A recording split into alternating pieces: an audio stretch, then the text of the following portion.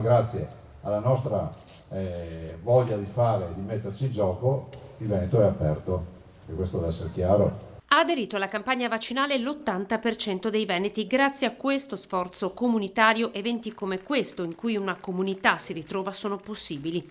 Ma sul rischio di conflitto sociale come causa anche del Covid, il presidente della Regione Veneto, Luca Zaia, aveva avvertito anzitempo. Sono dispiaciuto, ha detto oggi da Musile di Piave, commentando le prime notizie arrivate sull'indagine aperta dalla Procura di Milano, che ha allungato i tentacoli anche in Veneto con 2 indagati, uno nel veneziano e uno nel padovano. Si leggono notizie di armi, si leggono notizie di arresti, di blitz fatti. Di certo che se discutere di un vaccino significhi vedere qualcuno che si arma, direi che proprio non è questa la via.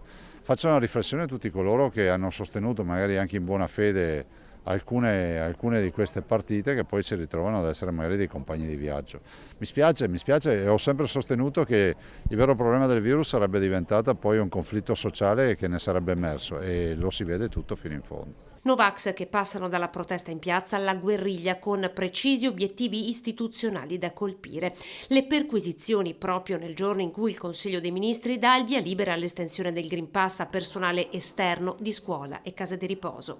È assolutamente in linea col documento dei 5 punti di noi governatori, che abbiamo detto si riconosce il ruolo e l'efficacia del Green Pass, ovviamente esteso ad alcune categorie, dopodiché le categorie decideranno da un punto di vista scientifico e di opportunità a livello nazionale.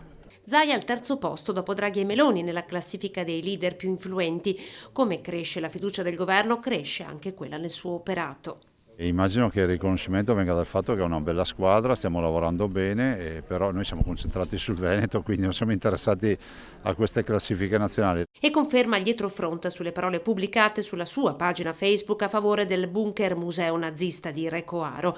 Marcia indietro, ma non solo, anche un invito agli organizzatori a rivedere la rievocazione impostata in quel modo. Non è iniziativa della Regione, non c'entriamo nulla, però spero vivamente che chi ha organizzato tutta questa cosa riveda tutto.